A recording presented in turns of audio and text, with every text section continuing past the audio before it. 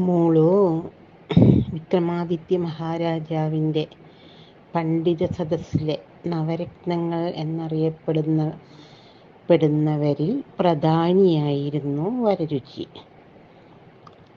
ഒരിക്കലും ഈ വരരുചിയല്ല, പണ്ഡിത സദസ്സ് വിളിച്ചു കൂട്ടുമല്ലോ. രാജാക്കന്മാർക്ക് പിന്നെ വേറെ പണിയില്ലല്ലോ. ഇന്നത്തെ പോലെ മന്ത്രിമാർക്ക് എന്തെങ്കിലും പഠിക്കാൻ വിദേശത്തേക്ക് പോണ പോലെ അവരത്ര പോലും ചെയ്യില്ല. അവർ ആ സിംഹാസനത്തിൽ നിന്ന് ഇറങ്ങില്ല, അത് തന്നെ ഇരുന്നോളും. അപ്പോൾ മൂപ്പർക്കൊരു സംശയം. എന്താന്ന് പറഞ്ഞാൽ, ഏതാണ് രാമായണത്തിലെ ഏറ്റവും മഹത്തായ ശ്ലോകം ഏതാണെന്ന് ചോദിച്ചു. അപ്പോൾ പണ്ഡിത ശ്രേഷ്ഠന്മാരെല്ലാവരും മുഖത്തോട് മുഖം നോക്കി എന്താ പറയാനുള്ളത്? രാമായണത്തിലെ എല്ലാ ശ്ലോകങ്ങളും ഒന്നിനൊന്ന് മെച്ചമാണെന്നാണ് എല്ലാവരുടെയും അഭിപ്രായം. പറയുന്ന അയ്യോ, അടിയങ്ങൾക്കത് പറയാൻ പറ്റില്ല. എന്താ പറഞ്ഞ, എല്ലാം ഒന്നിനൊന്ന് മെച്ചമാണ് എന്ന് പറഞ്ഞു. വരരുചിയോട് ചോദിച്ചു, താങ്കളുടെ ബ്രാഹ്മണശ്രേഷ്ഠ, പണ്ഡിത ശ്രേഷ്ഠ, നിങ്ങളുടെ അഭിപ്രായം എന്താണ്? ഏത് ശ്ലോകമാണ് ഏറ്റവും നല്ലത് എന്ന് ചോദിച്ചു. അപ്പോൾ വരരുചി പറഞ്ഞു, എല്ലാ ശ്ലോകങ്ങളും ഒന്നിനൊന്ന് മെച്ചമാണെന്നാണ് അടിയൻ്റെ അഭിപ്രായം എന്ന് പറഞ്ഞു. അപ്പോൾ അങ്ങനെ പറഞ്ഞാൽ പോരാ, കൃത്യമായിട്ട് പറയണം. അതിനൊരു സമയവും കൊടുത്തു. 41 ദിവസത്തിൻ്റെ ഉള്ളിൽ ഇത് കണ്ടുപിടിച്ചിട്ട് വരണം പറഞ്ഞു. ഉടനെ മൂപ്പര് മാറാപ്പും തൂക്കി ദേശാടനത്തിനിറങ്ങി. ഈ ചോദ്യത്തിനൊരു ഉത്തരം കിട്ടണ്ടേ? അപ്പോൾ ചിലപ്പോൾ ഈ യാത്ര പോകുമ്പോൾ ഒരുപാട് അനുഭവങ്ങളിൽ നിന്ന് കാര്യങ്ങളൊക്കെ പഠിക്കുമല്ലോ. അപ്പോൾ എങ്ങാനും ഒരു ക്ലൂ കിട്ടിയാലോ എന്ന് വിചാരിച്ചിട്ടുണ്ടാവും മൂപ്പര്. അങ്ങനെ ഇരിക്കുമ്പോൾ ഒരു ദിവസം അദ്ദേഹം 2 പക്ഷികളുടെ സംസാരം കേൾക്കാനിടയായി. പക്ഷികളിങ്ങനെ പറയുകയാണ്, ഇവിടെ അടുത്ത് ഒരു പറയ കുലത്തിൽപ്പെട്ട ഒരു സ്ത്രീ ഒരു പെൺകുഞ്ഞിനെ പ്രസവിച്ചിട്ടുണ്ട്. ആ പെൺകുഞ്ഞിനെയാണ് വരരുചി വിവാഹം കഴിക്കുക എന്നതായിരുന്നു ആ പക്ഷികളുടെ സംസാരത്തിൻ്റെ സാരാംശം. അതായത് അന്ന് കാലത്തൊക്കെ പണ്ഡിത ശ്രേഷ്ഠന്മാർക്ക് പക്ഷികളുടെ ഭാഷയൊക്കെ മനസ്സിലാവും എന്നാണ് പറയുന്നത്. എനിക്കറിയില്ല കേട്ടോ. അങ്ങനെ ഇത് കേട്ടിട്ട് അതിനു മുമ്പേ ഈ പക്ഷികൾ എന്ത് പറയുകയോ, അയാളുണ്ടല്ലോ, ആ ബ്രാഹ്മണൻ പണ്ഡിത ശ്രേഷ്ഠനാണെന്ന് പറഞ്ഞിട്ട് എന്താ കാര്യം? പിന്നെ ഈ രാമായണത്തിലെ ഏറ്റവും പ്രസക്തമായ ശ്ലോകം അയാൾക്ക് അറിയില്ല എന്നും പറയണം. അപ്പോൾ ഏതാണ് ആ ശ്ലോകം? അവർ പറയും, പക്ഷികൾ തമ്മിൽ പറയണം.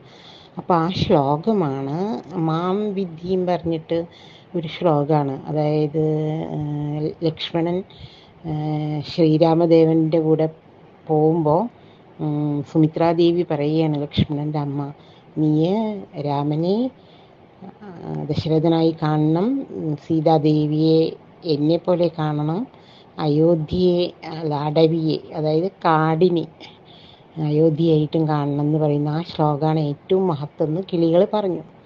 അപ്പം ഇങ്ങനെ ഇയാൾക്ക് ഉത്തരവും കിട്ടിയല്ലോ. അപ്പോഴേക്കും 41 ദിവസമായി. എല്ലാവരും ഇയാളെ പ്രതീക്ഷിച്ചിരിക്കുകയാണ്. ഇയാൾ രാജസദസ്സിലെത്തി, ഉത്തരം പറഞ്ഞു, എല്ലാവരും കൈയടിച്ചു. അങ്ങനെ ആ കഥ അവിടെ കഴിഞ്ഞു. പിന്നെ ഇയാൾക്ക് ഇതായി ആവലാതി, അയ്യോ, പറയിപെറ്റ പെൺകുട്ടിയെ ഞാൻ കല്യാണം കഴിച്ചു കഴിഞ്ഞാൽ പിന്നെ എൻ്റെ ബ്രാഹ്മണ്യം നഷ്ടപ്പെടുമല്ലോ, എൻ്റെ ആഢ്യത്വം, എൻ്റെ സമൂഹത്തിലെ വില എല്ലാം നഷ്ടപ്പെടുമല്ലോ എന്നോർത്ത് ഇയാൾ ഭയങ്കര അസ്വസ്ഥനായി.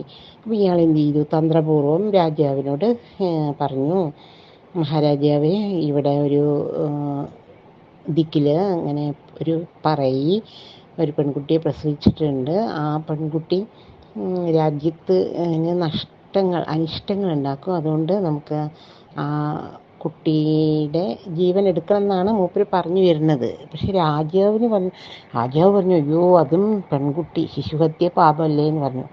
അപ്പം എന്താ ചെയ്യാന്ന് പറഞ്ഞിട്ട് ഇയാളുണ്ടല്ലോ, വരരുചി പറഞ്ഞു, ഈ വാഴമ്പിണ്ടി എന്ന് പറഞ്ഞാൽ അറിയാലോ, നമ്മുടെ പഴം ഉണ്ടാവുന്ന വാഴയുണ്ടല്ലോ, അതിൻ്റെ ഭാഗം, ആ നീളത്തിൽ കാണുന്ന ആ വാഴപ്പിണ്ടി ഇങ്ങനെ കൂട്ടിയിട്ട് ചങ്ങാടം ഉണ്ടാക്കിയിട്ട് അതിൽ ഈ കുട്ടീനെ കിടത്തിയിട്ട് അതിൻ്റെ അതായത് ആ വാഴപ്പിണ്ടിയിലൊരു തീപ്പന്തം കൊളുത്തി വയ്ക്കുക. എന്നിട്ട് ഈ കുട്ടീനെ നദിയിലൊഴുക്കുക. അപ്പോൾ ഈ വാഴപ്പിണ്ടി ഇങ്ങനെ ഒഴുകി ഒഴുകി ഒഴുകി കുറേ കഴിയുമ്പോൾ അതെങ്ങാനും കുതിർന്നിട്ടോ എങ്ങാനും താഴേക്ക് പോകുമല്ലോ, ആഴങ്ങളിലേക്ക് പോയാൽ പെൺകുട്ടിയുടെ ജീവിതം പോകുമല്ലോ. അപ്പോൾ പിന്നെ ഇയാൾക്ക് സുഖമായല്ലോ എന്ന് വിചാരിച്ചു. അങ്ങനെ മഹാരാജാവ് അതേപോലെ തന്നെ ചെയ്യുകയും ചെയ്തു. അങ്ങനെ ആ കഥ അവിടെ കഴിഞ്ഞു. പിന്നീട് ഇയാൾ ദേശാടനത്തിന് പോവുകയാണ്. കുറേ വർഷങ്ങൾക്ക് ശേഷം ദേശാടനത്തിന് പോവുകയാണ് എന്ന് മഹാരാജാവിൻ്റെ അടുത്ത് ഒന്ന് പറഞ്ഞു. മഹാരാജാവേ, ഞാൻ ദേശാടനത്തിന് പോവുകയാണ്, പോയി വന്നിട്ട് കാണാമെന്നൊക്കെ പറഞ്ഞിട്ട് മൂപ്പര് യാത്ര തിരിച്ചു. കുറേ വർഷങ്ങൾക്ക് ശേഷമാണ് കേട്ടോ ഇതുണ്ടായത്. അങ്ങനെ ഇയാൾ ദേശാടനം ചെയ്യുന്നതിനിടയിൽ ഒരു ബ്രാഹ്മണ ഗൃഹത്തിലെത്തി. അപ്പോൾ ബ്രാഹ്മണൻ അയാളെ സ്വീകരിച്ചിരുത്തി. പിന്നെ അപ്പോൾ ഇന്നിങ്ങനെ ഇവിടുന്ന് ഭക്ഷണമൊക്കെ കഴിച്ച് ഇവിടെ കൂടാമെന്ന് പറഞ്ഞു.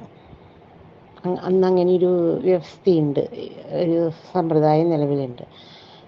അപ്പോൾ അയാൾ പറഞ്ഞു, അയ്യോ എനിക്ക് ഇവിടെ കൂടാൻ പറ്റില്ല, അങ്ങനെ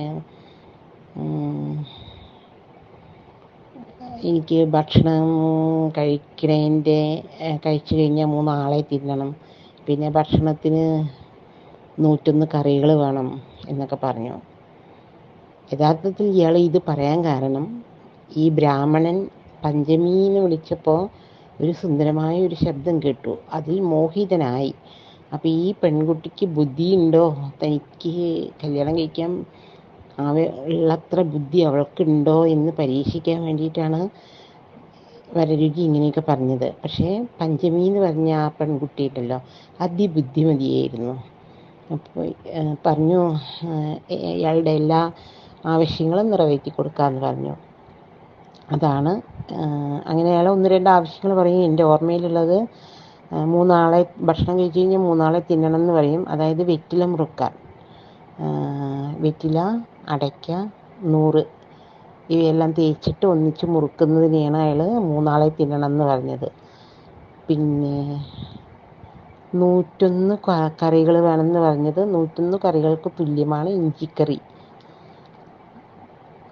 പിന്നെ 4 ആൾ ചുമക്കണം എന്ന് പറഞ്ഞപ്പോൾ പാവം ഈ പെൺകുട്ടിയുടെ അച്ഛൻ പറഞ്ഞു, അയ്യോ ഞാൻ 4 ആളെ വിളിച്ചിട്ട് വരാം, ഇയാൾ ഇനി ചുമക്കണമല്ലോ പറഞ്ഞു.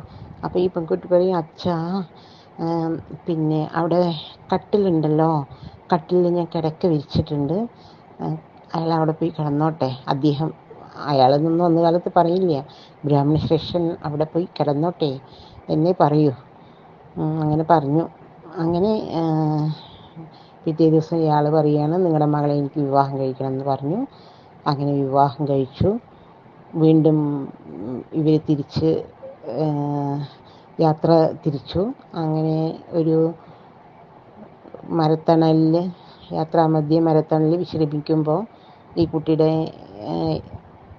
ഒരു തലയ്ക്ക്, അതായത് നെറ്റിയുടെ ഭാഗത്തായിട്ടാണ് തോന്നുന്നു, ഒരടയാളം കണ്ടപ്പോൾ, തീപ്പൊള്ളലേറ്റ പോലത്തെ അടയാളം കണ്ടപ്പോൾ അതെന്താ സംഭവം എന്ന് ചോദിച്ചു.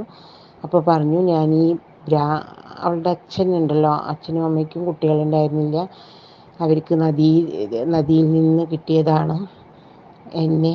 പിന്നെ ഇങ്ങനെ എൻ്റെ തലയ്ക്ക് മുകളിലായിട്ടൊരു തീപ്പന്തം ഉണ്ടായിരുന്നു എന്നൊക്കെ പറയും. എന്താ ചെയ്യുക, അലംഘനീയോ കമലാസനാജ്ഞ, ഇത്രേ പറയാനുള്ളൂ.